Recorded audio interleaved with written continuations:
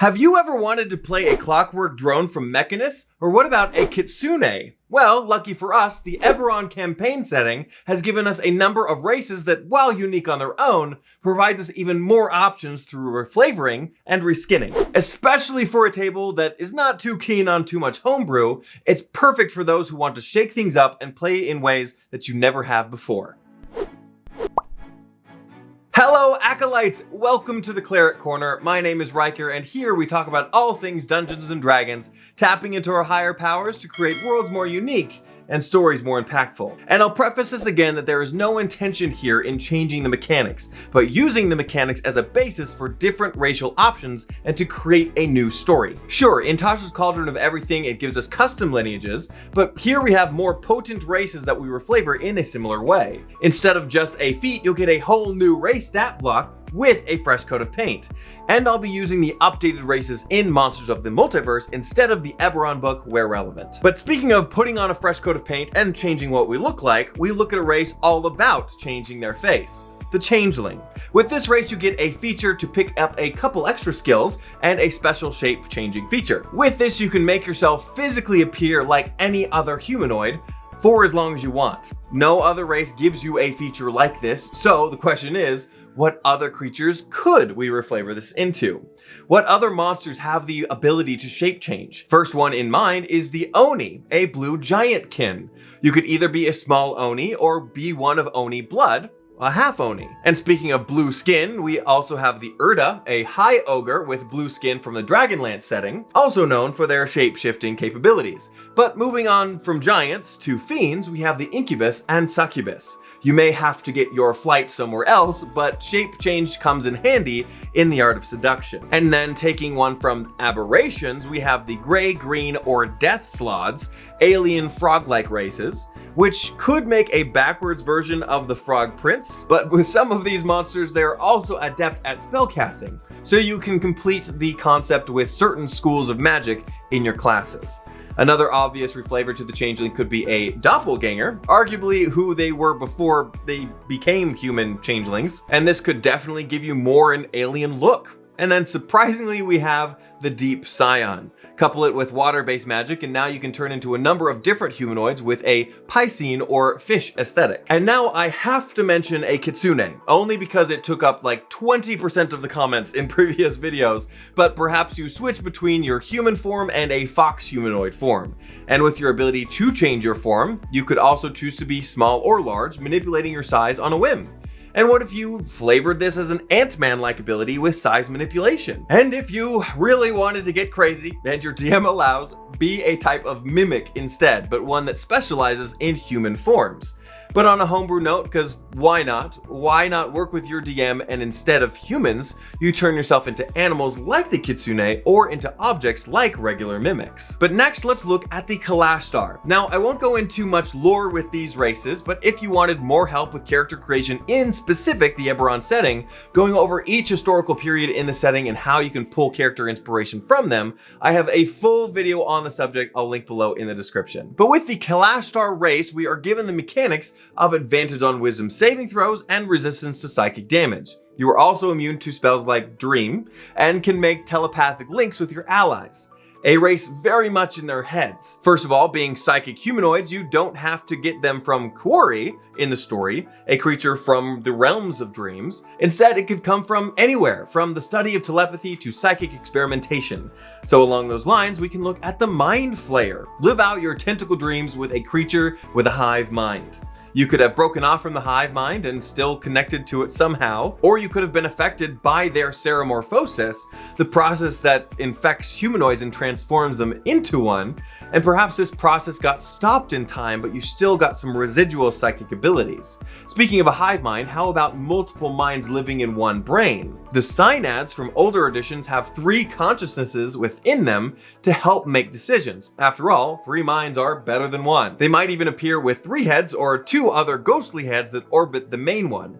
Elans are humans that go through an elven ritual to gain telepathic powers, also from older editions. But what about another transformation, this time from an aboleth? The aboleth spawn, also unfortunately called scum, have succumbed to this disease-bearing touch.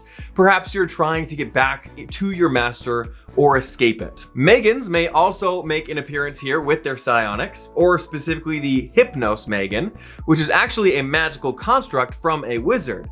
But speaking of magical constructs from the Eberron setting, you can use this to be a Warforged, a Warforged character that are infused with psionic crystals. But we also have a fiend in a form of a Hydroloth, a frog-like fiend that steals memories and hangs out around the river Styx.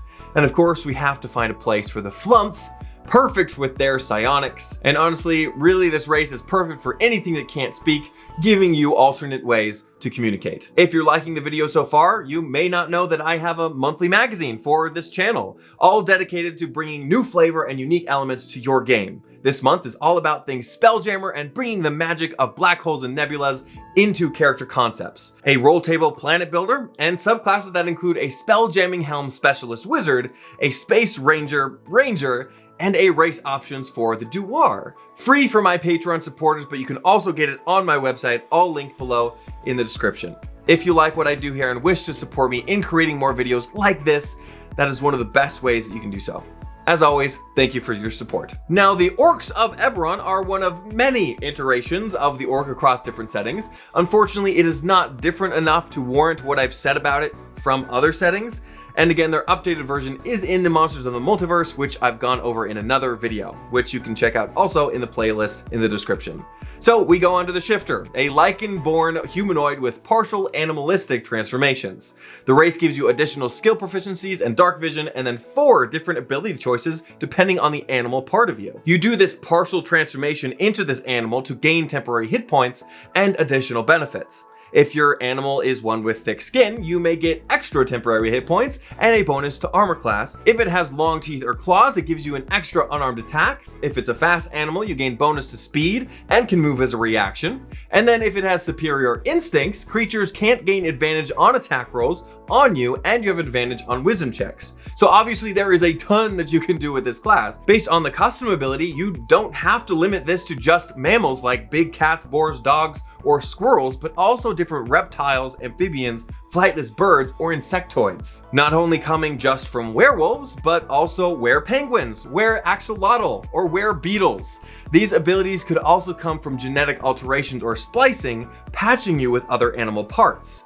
Or just have all of these abilities be mechanical attachments that resemble these animals. But as far as other races go, you could also be a Wilden from older editions, who are guardians of nature that tap into different nature powers depending on if you're a hunter, defender, or keepers of ancient knowledge.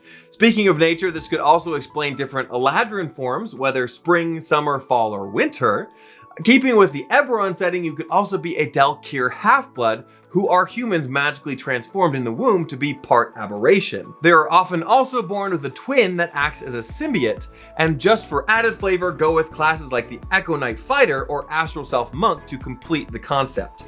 There are also the Warguest, a planar touched goblin barguest hybrid from previous editions, and we also have the Hengi Yakoi, a creature kind of like a Selkie, a shape-shifting animal that goes between their animal, human, and hybrid forms. So I guess this could be a good place also for a Kitsune, but hey, good thing you have options, or you put a little Harry Potter flavor and this is your Animagus. And next we have the Warforged, a construct made of plant material and metals, built for war and then later getting racial rights. They don't need to eat, drink, sleep, or breathe and are immune to poison. They also get extra proficiency in a skill or tool and only have to be in an inactive state for 6 hours for a rest. They also have a bonus to their armor class and the ability to incorporate their armor into their own body.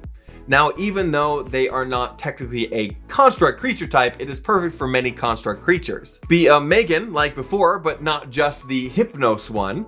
But why not also be a Modron from the plane of Mechanus? They also have many forms to choose from. This would also be an excuse for an animated armor, possibly even resting on one of your allies while inert, or you could be a variety of different golems made up of any type of object. In the recent Spelljammer setting, we were also introduced to the Zodar, an alien resembling a suit of armor that could have similar traits. Also have some fun with awakened objects, being half the cast of Wizard of Oz, being Tin Man or Scarecrow, or be the Treants that were pelting them with apples at one point. Because this also works with a number of plant creatures, the Warforged originally being made out of plant material anyways, including the Woodwode, which actually has a shield built in, a Myconid, or a number of different blights, including twig, vine, or needle. On the stone side though, what if you were an awakened statue, an elemental, or suffered the effects of a Medusa's stare, but something went wrong and you can still move and talk even though you're made out of stone? And then for some humor, be a giant stuffed animal, a porcelain doll, or a Care Bear. Here is the entire cast of Toy Story at your disposal. But with any of these races, remember that the only limit is your imagination. So if there are any other ways that you have thought to reflavor these races, please add them to the comments below. And be sure to check out the rest of the reflavored races by clicking on the playlist here. But in the meantime, go out there and spread the good word of D&D and make the world a better place, both on and off the table. See you in the next one.